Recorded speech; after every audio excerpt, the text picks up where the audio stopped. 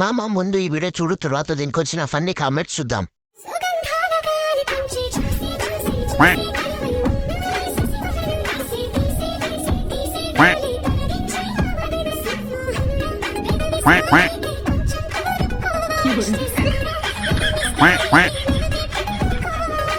Start చేద్దాం. రెండు లపాగ్ల మధ్య పనిచేయని తుపాకీ. చెక్క, లవంగం, కర్పూరం అన్ని ఒకటే చోటే ఉన్నారా?